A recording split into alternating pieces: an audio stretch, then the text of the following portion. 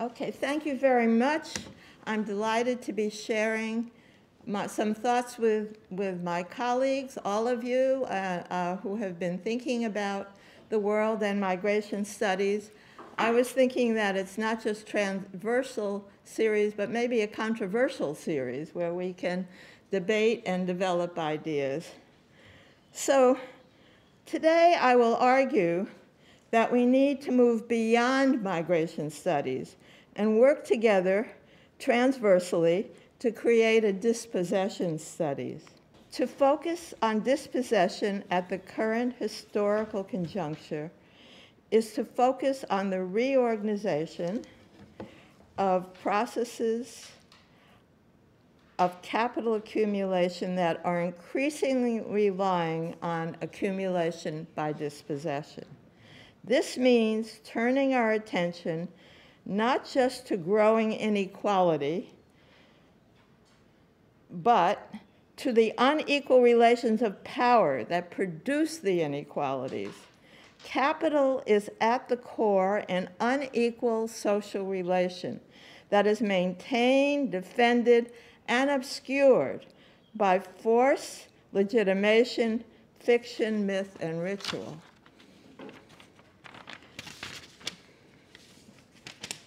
Oh dear. Okay.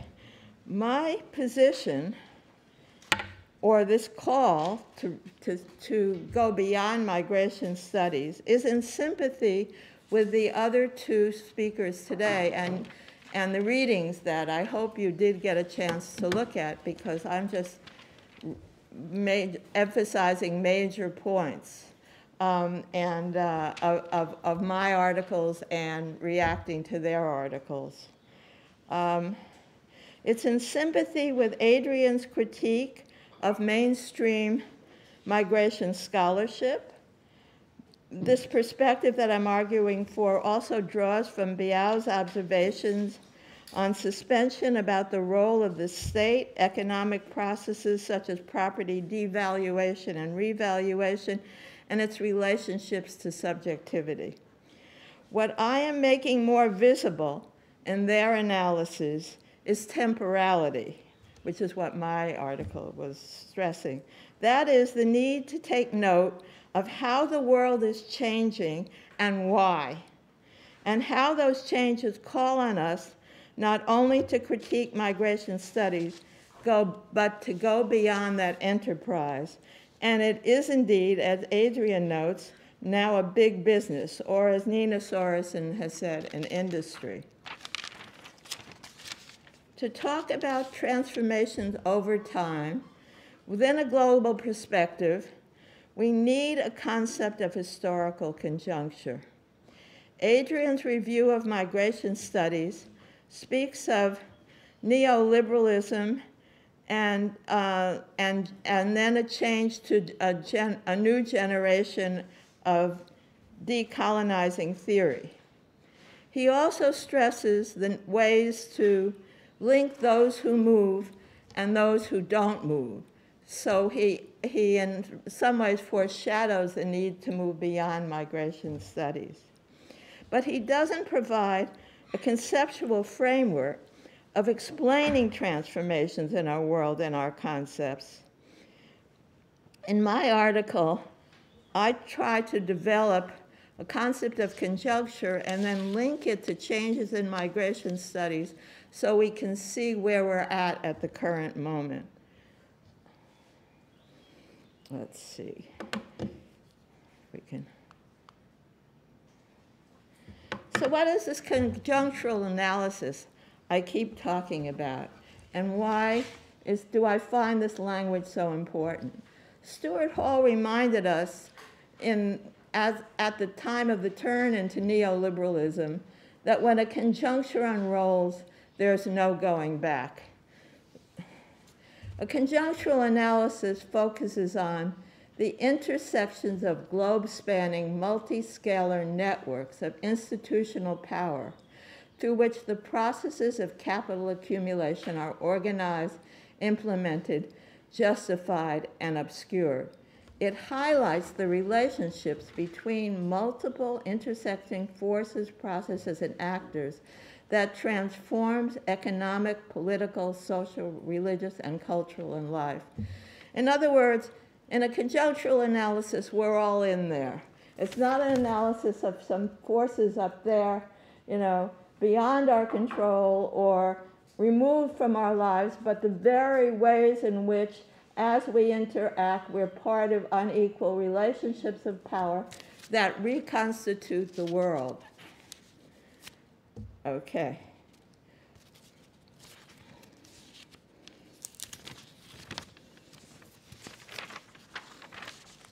In my article, I traced the way transnational migration studies was formed and shaped within the emergence of the neoliberal conjuncture as the trajectories of power unfolded in different parts of the world. And I showed how the beginning of neoliberalism was the aftermath of debt-driven development in different areas of the world. In Latin America, in Africa, and Yugoslavia, for example, we saw underneath the upheavals that we were and are seeing this kind of debt-driven development and its implications. And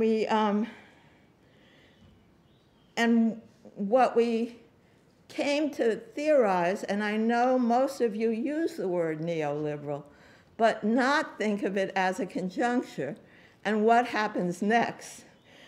What we came to theorize privatization, the free flow of capital of goods, the downsizing of services, and of the reduction of state employment. And within that, at that period, what migration scholars began to call the new migration, right? Migration has part of human history forever, but at this point, as the conjuncture changed, we began a new migration studies. And this is the kind of theory that Adrian is looking at. So the neoliberal conjuncture produced the migration studies that most of us know, right? The research that we're all doing is really a product of that reorganization of the world. But as Adrian points out, there were several poles. So there was the migration studies that really talked about integration. And there was the migration studies that talk more about transnational processes. And then there's the people who say, well, both goes on, of course. Transnational migration and networks and integration.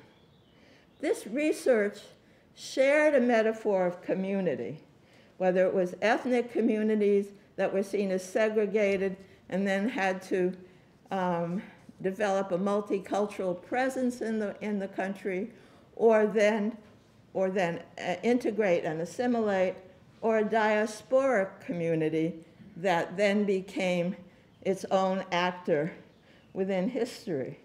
But what was missing in this was an understanding of what got lost was an understanding of how the world had been organized to produce this discourse, and what the structures of power are that maintain the discourse.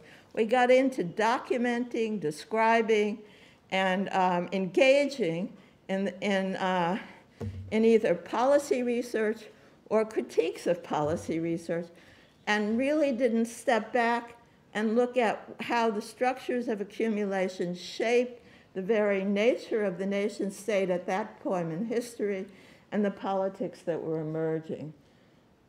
Because of that, we were really not equipped to talk about the growing precarity that was existing around the world as neoliberal agendas were more and more instituted but not simultaneously. The precarity was reflected in the way that migrants created remittances to make sure that they sustained life at home, hedged their bets about here and there, feeling increasingly precarious in both places. So we documented it. We documented the way it became part of finance capital, but we didn't really take on the job of linking the precarity that migrants were facing with the precarity that people were increasingly facing, whether or not they migrated, the question that Adrian asked. But on the other hand, this was a period of growing social movement because the disruption of people's life, their expectations, and their hopes led to the growth of social movements on both the right and the left.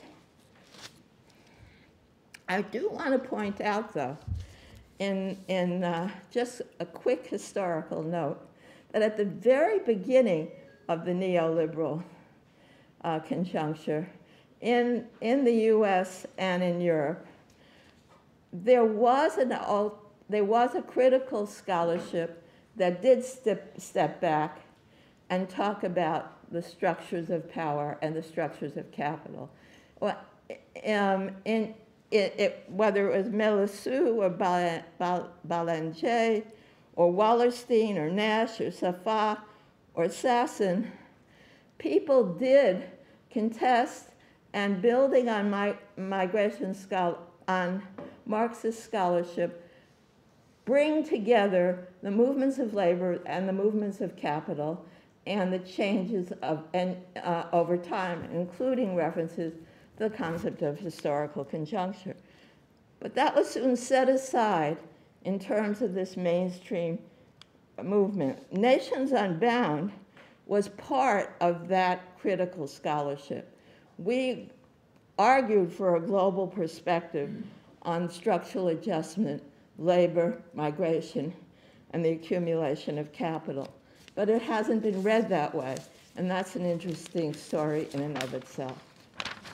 Let's quickly then move on.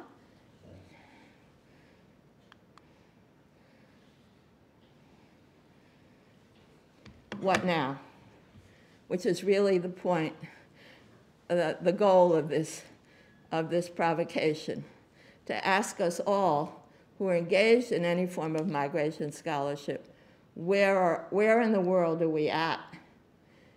To continue to use the concepts, to get dragged into the mainstream arguments, to get dragged into arguments that make the migrant the subject and leave out the rest of the world, as if the migrants are separated from the political and economic processes of everyone else who doesn't migrate, will not do in this current conjuncture, because we have an emerging conjuncture of accumulation by dispossession that is leading to all forms of authoritarian rule.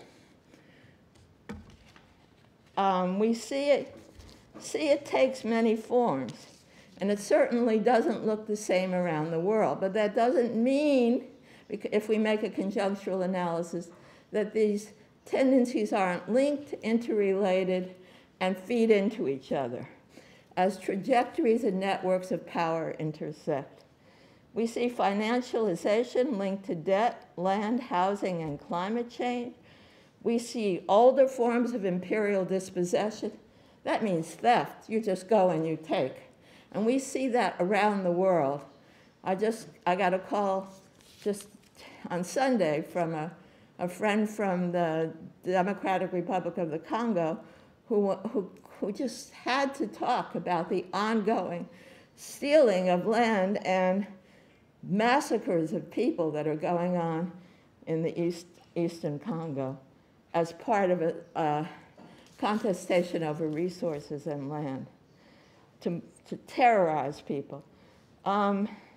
We see contemporary urban regeneration visible in Halle, visible in powerful cities, global capitals, and disempowered cities alike, in which land is devalued, then revalued, and people are pushed out of their homes, and in many places into homelessness or increases of homelessness. We see Biao's state of suspension. It's interesting that he can describe China, but also Ethiopia, where people are constantly hoping for something better, but their lives are constantly disturbed by a churn of possession and depossession, and possession and depossession that leaves them, or short-term jobs and contracts, which we also have here in Germany and in Halle, that leaves them not knowing whether they're literally coming or going, okay? And they don't have to be migrants to experience this. And this, of course, is the point. We need an analysis that can capture all of this, not just describe it, but link it to these restructuring processes of capital and the massive dispossession and displacement that are linking migrants and non-migrants together, but increasingly polarized way. What's my timing like? Another 5 minutes? 5 minutes, okay.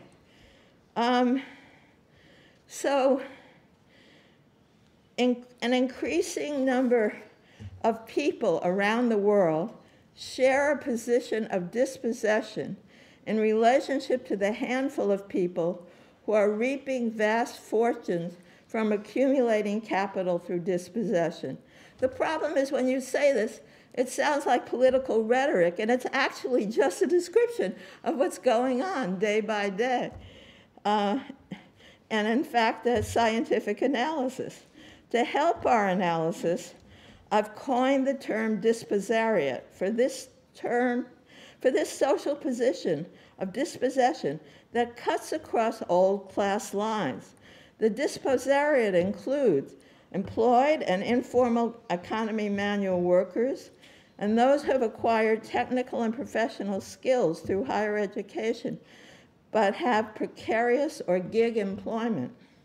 The dispossariat shares the experience of precariousness or downward social positioning, and of having dreams and aspirations for a secure and prosperous life that are continuously dashed and stamped out. They share a subjective state, a 21st century cocktail of anxiety, fear, anger, and a search for answers, including someone to blame. The central paradox of our times is that although multiple displacements resulting from accumulation by dispossession produce a new social positioning, a positioning shared by migrants and non-migrants alike, this commonality is often hard to see. Migration scholars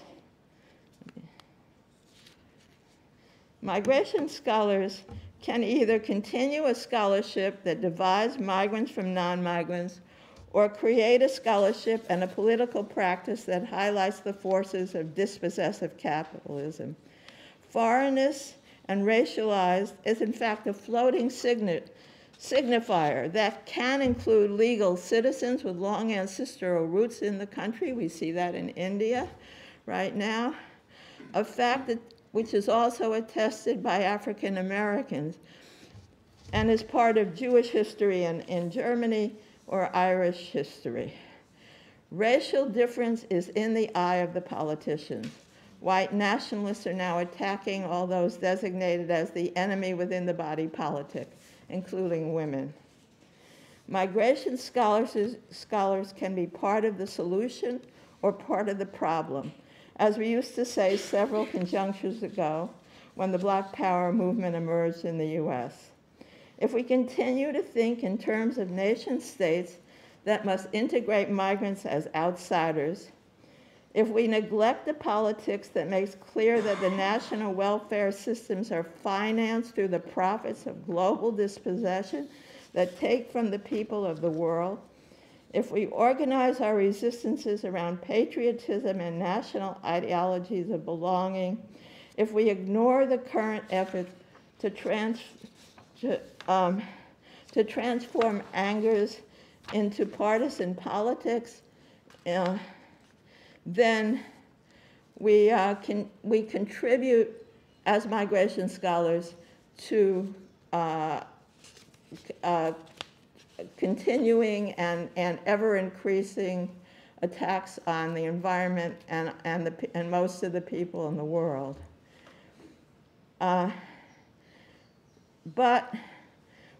So we need dispossession studies, not migration studies, to build movements that can end exploitation and oppression and forestall the environmental disasters we are imminently facing.